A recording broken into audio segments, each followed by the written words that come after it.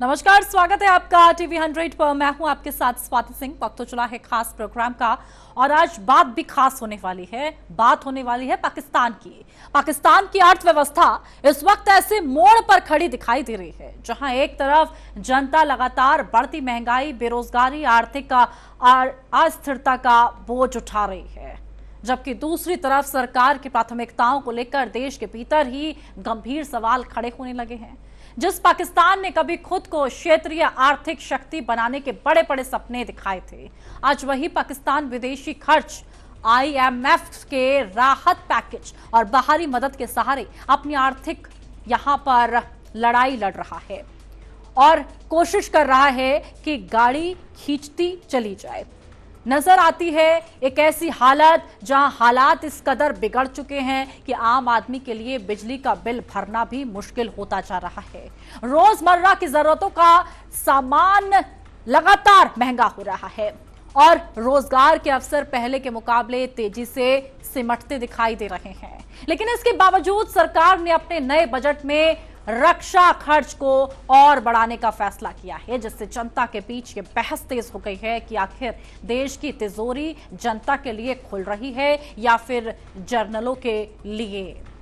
सबसे हैरान करने वाली बात यह है कि आर्थिक संकट से जूझ रहे पाकिस्तान में अब गधों की बढ़ती आबादी को भी आर्थिक अवसर के रूप में पेश किया जा रहा है और चीन को गधों के मांस और खाल के निर्यात से विदेशी मुद्रा कमाने की उम्मीदें लगाई जा रही हैं। यानी जिस देश को अपने उद्योग, व्यापार, निवेश, यहां तक कि उत्पादन क्षमता पर भरोसा होना चाहिए था, अब वह गधों का निर्यात भी आर्थिक चर्चा का हिस्सा बन चुका है। और यही वजह है कि पाकिस्तान की आर्थिक नीतियों पर सवाल पहले से कहीं ज्यादा तीखे होते जा रहे हैं। उधर पीओके और बलूचिस्तान में पहले से चल रहा असंतोष थमने का नाम नहीं ले रहा, जबकि राजधानी इस्लामाबाद में भी जनता सरकार से पूछ रही है कि जब देश आर्थिक संकट में डूबा हुआ है तो फिर प्राथमिकता जनता की समस्याओं को हल करना क्यों नहीं है। अगर पाकिस्तान की असली लड़ाई सीमाओं पर है तो फिर अपनी ही चरमराती हुई अर्थव्यवस्था को बचाने की है। क्या आईएमएफ के कर्ज के बाद अब गधों के भरोसे पाकिस्तान अपनी इकोनॉमी को खड़ा करने का सपना देख रहा है?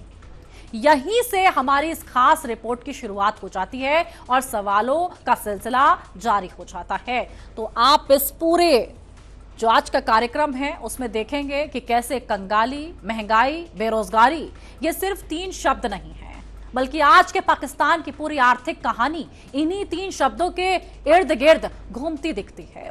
जिस देश ने कभी खुद को एशिया की उभरती हुई अर्थव्यवस्था बताया था, वही देश आज विदेशी कर्ज, आईएमएफ के राहत पैकेज और बाहरी मदद के भरोसे अपने आर्थिक ढांचे को संभालने की कोशिश कर रहा है।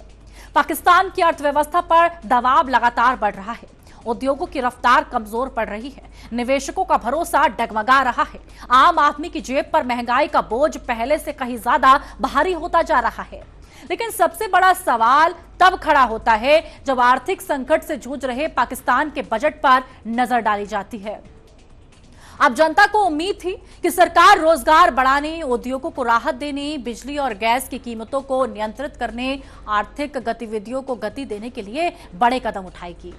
लेकिन इसके उलट सरकार ने रक्षा बजट में एक बड़ी बढ़ोतरी कर डाली। 2026-27 के बजट में रक्षा खर्च को करीब 18% तक यानी 18% तक बढ़ा दिया गया है, जिसके बाद विपक्ष से लेकर आम जनता तक ये सवाल पूछा जा रहा है कि जब देश की अर्थव्यवस्था संकट में है तो फिर सबसे ज्यादा प्राथमिकता आखिर किसे दी जा रही है।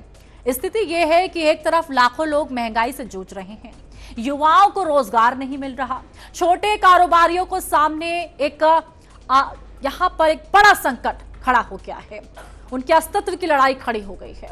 और दूसरी तरफ सेना के लिए खजाने के दरवाजे और ज्यादा खोल दिए गए हैं।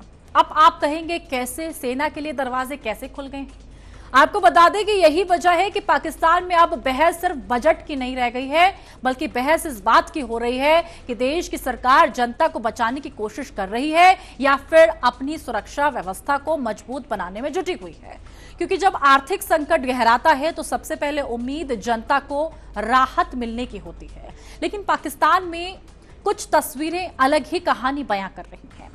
आप ग्राफिक्स में देखेंगे और समझेंगे कि कैसे पाकिस्तान की जनता बेहाल है और फौज मालामाल है। किस तरीके से फौज मालामाल हो रही है और जनता तिनके तिनके के लिए अपनी मूलभूत सुविधाओं के लिए तरस रही है। अब आप ग्राफिक्स पे नजर डालें और देखें कि किस तरीके से लगातार पाकिस्तान की स्थिति बिगड़ती हुई नजर आ रही है। इन ग्राफिक्स में आप देखेंगे कैसे मालामाल हो रही है यहां पर सेना और जनता हो रही है बेहाल। पाक रक्षा बजट में 18% की बढ़ोतरी, यानी रक्षा बजट में 18% बढ़ा दिया गया। आर्थिक संकट के बीच बढ़ा है खर्च बढ़ गया है। इस आर्थिक संकट के बीच सेना पर अरबों रुपए खर्च होंगे, लेकिन जनता का राहत का इंतजार जारी है। यानी कि जनता राहत का इंतजार कर रही है और सेना के ऊपर खर्च लगातार जारी है। महंगाई और बेरोजगारी से जनता परेशान है। अब जो ये महंगाई और बेरोजगारी पाकिस्तान में बढ़ रही है, जनता का बुरा हाल है। सवालों के घेरे में बजट प्राथमिकताएं हैं। अब पाकिस्तान के अंदर सवालों के घेरे में ये पूरी बजट में जो प्राथमिकताएं हैं कि किसको पहले इंपॉर्टेंस दी जा रही है, तो उसमें अगर नजारा देखा जाए तो आम जनता तो बिल्कुल भी नहीं है।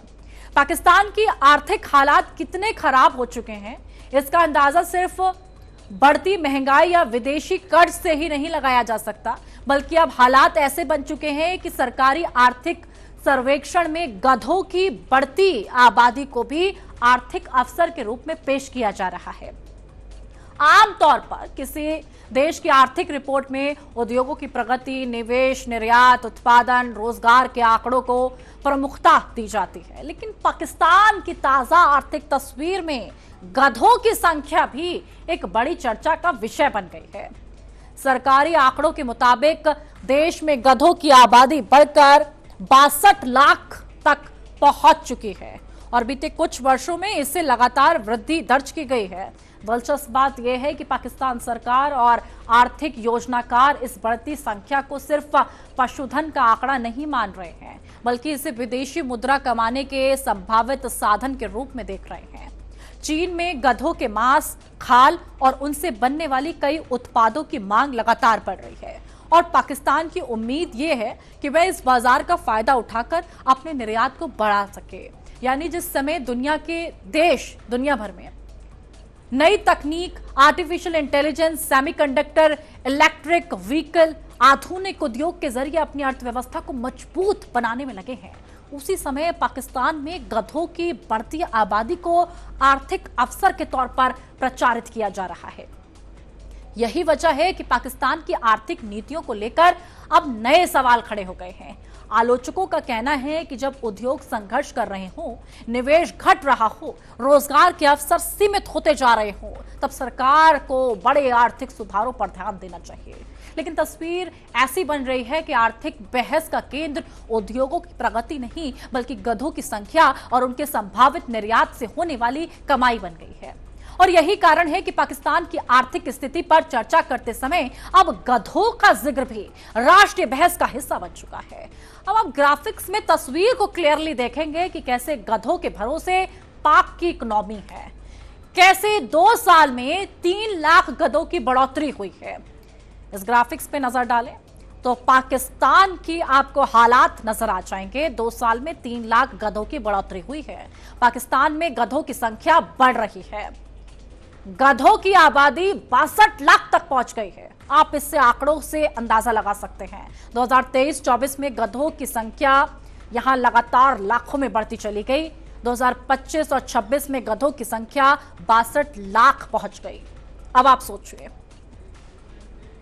और ऐसे में इसमें एक छोटा सा ब्रेक लेते हैं और वक्त हो चला एक ब्रेक का। ब्रेक के बाद फिर इस कार्यक्रम को आगे बढ़ाएंगे और देखेंगे पाक की स्थिति गधों के मामले में क्या कहती है। एकदम अकेला, कभी ब्याज, फिर एगो दिन लगा कि कोई अपना भी साथे खड़ा बा। मुसीबत के टाइम भी, बुआई और कटाई के टाइम भी, बीज से लेके बाजार तक, बस ई साथ ऐसे ही निभाते रहिए। 12 साल किसान कल्याण के, 12 साल विश्वास के, विकास के, जन कल्याण के। और ब्रेक के बाद आप सभी का एक बार फिर स्वागत है। खबरों में आगे बढ़ते हैं और जहां खबर चल रही थी पाकिस्तान की, मुद्दा चल रहा था पाकिस्तान का, और इस कार्यक्रम में हम बात कर रहे थे पाकिस्तान में गधों की बढ़ती आबादी। अब सवाल यह है कि पाकिस्तान आखिर गधों की बढ़ती आबादी को आर्थिक अवसर क्यों मान रहा है? इसके पीछे चीन की क्या भूमिका है?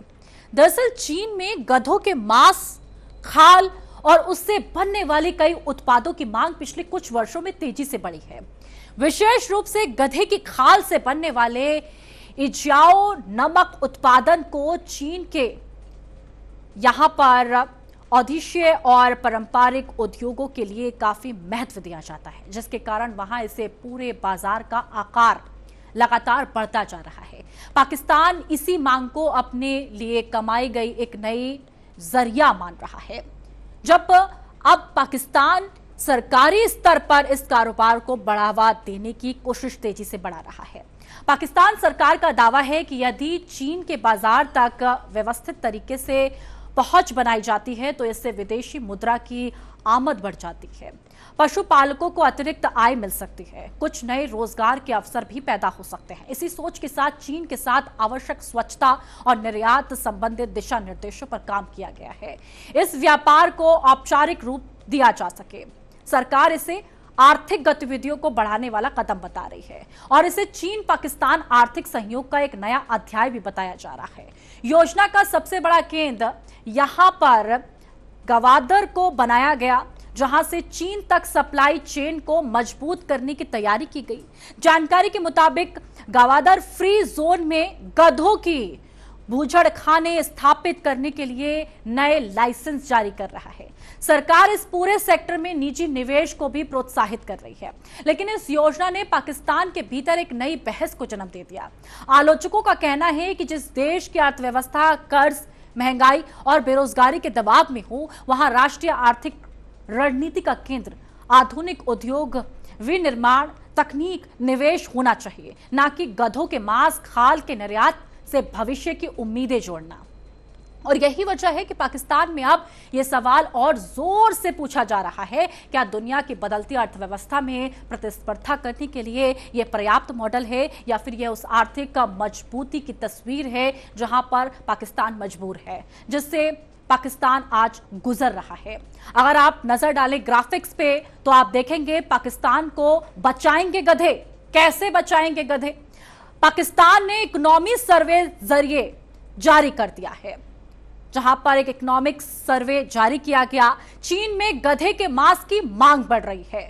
गधों के बूचड़ खाने के लिए एक नया लाइसेंस दिया जा रहा है। गवादर में बनेगा गधा स्लॉटर हाउस।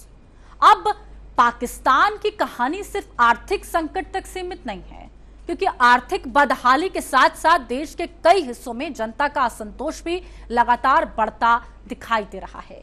पीओके में लंबे समय से लोग महंगाई, बिजली संकट, सरकारी नीतियों के खिलाफ सड़कों पर उतरते रहे, जबकि बलूचिस्तान में भी केंद्र सरकार के खिलाफ नाराजगी समय समय पर खुलकर सामने आती रही।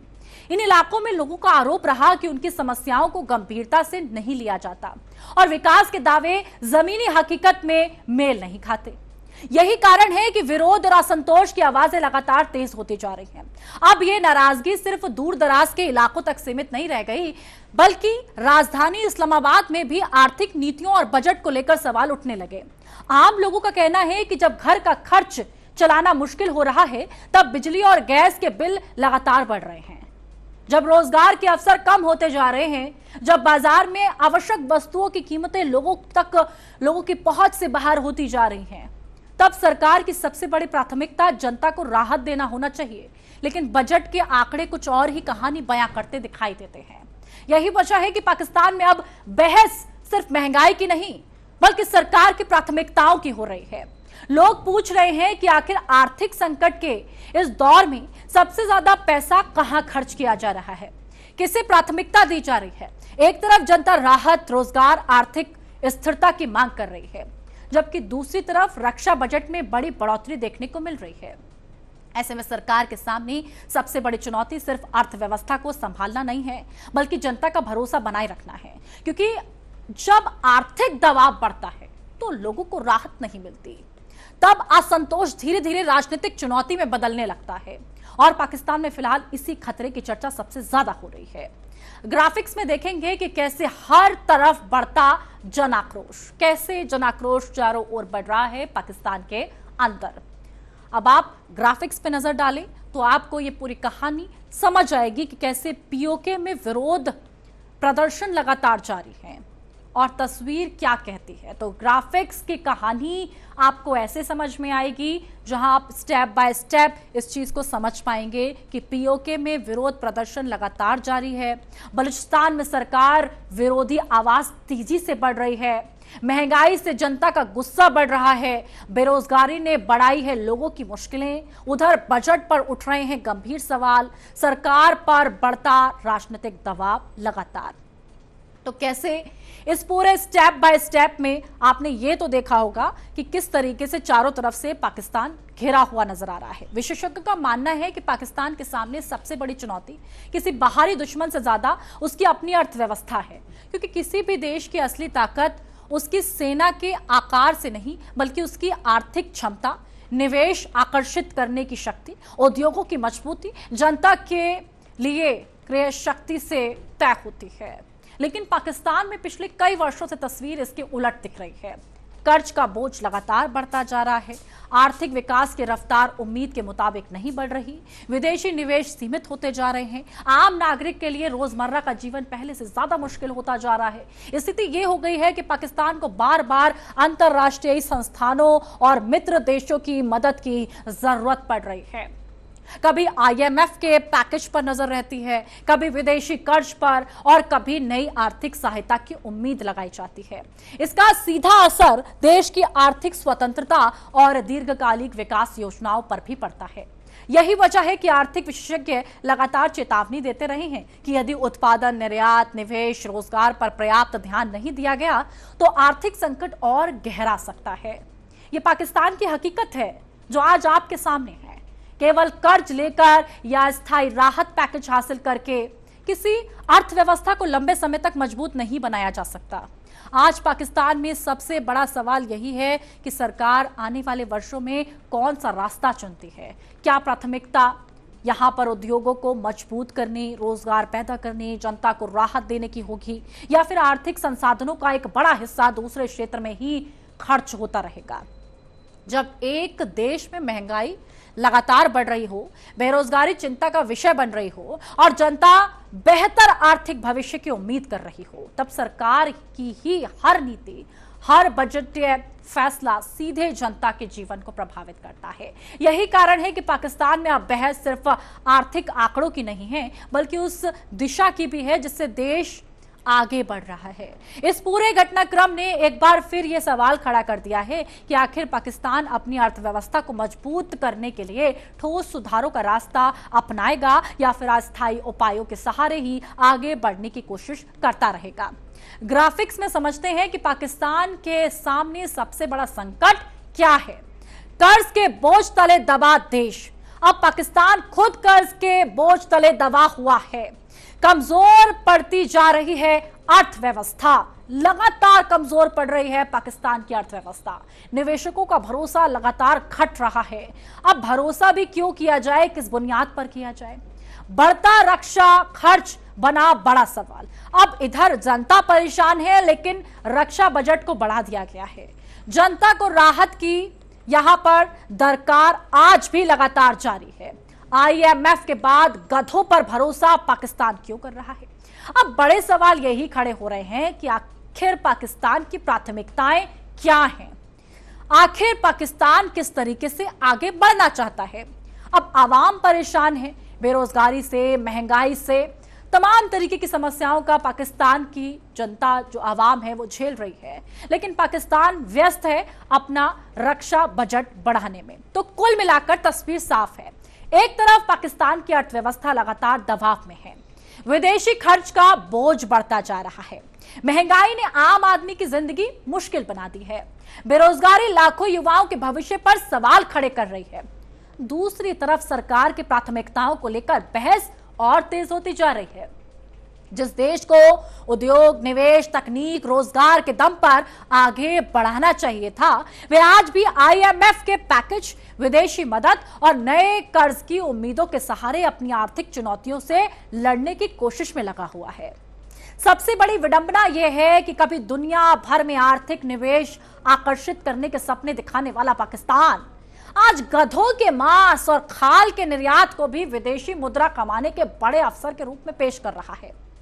सरकार इसे आर्थिक संभावना बता रही है, लेकिन आलोचक इसे उस मजबूरी की निशानी मान रहे हैं जहां एक देश अपनी आर्थिक कमजोरियों को छिपाने के लिए छोटे छोटे विकल्पों में एक बड़ी उम्मीद तलाश रहा है।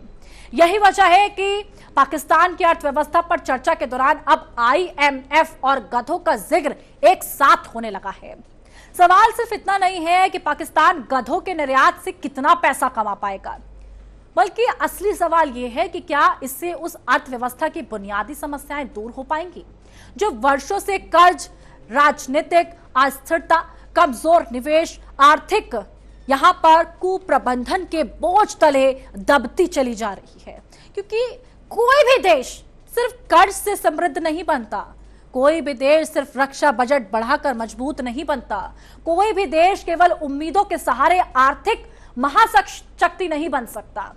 देश तब मजबूत बनता है जब उसकी फैक्ट्रियां चलती हैं, जब उसके युवाओं को रोजगार मिलता है, जब निवेशक भरोसा दिखाते हैं, जब जनता के हाथ में खर्च करने की ताकत होती है। लेकिन पाकिस्तान की मौजूदा तस्वीर में आईएमएफ का कर्ज भी है, जनता की नाराजगी भी है, आर्थिक संकट भी है और अब गधों के सहारे कमाई की उम्मीद भी है। शायद यही वजह है कि आज दुनिया पूछ रही है कि पाकिस्तान अपनी अर्थव्यवस्था को वास्तव में पटरी पर ला पाएगा। तो बड़े सवाल यही खड़े होते हैं कि पाकिस्तान कब तक गधों के सहारे उम्मीद लगाए बैठा रहेगा, पाकिस्तान कब तक गधों को ही अपना जरिया मानता रहेगा। पाकिस्तान के आगे एक हाथ में कटोरा रहता है तो दूसरे हाथ में गधों की रस्सी रहती है। तो इस खास कार्यक्रम में आपने देखा किस तरीके से पाकिस्तान की इकोनॉमी गधों के भरोसे चल रही है। ऐसे ही टीवी 100 खास प्रोग्राम इसी समय आपके सामने लाता रहेगा नए मुद्दों के साथ। अब फिलहाल के लिए दीजिए मुझे इजाजत। धन्यवाद।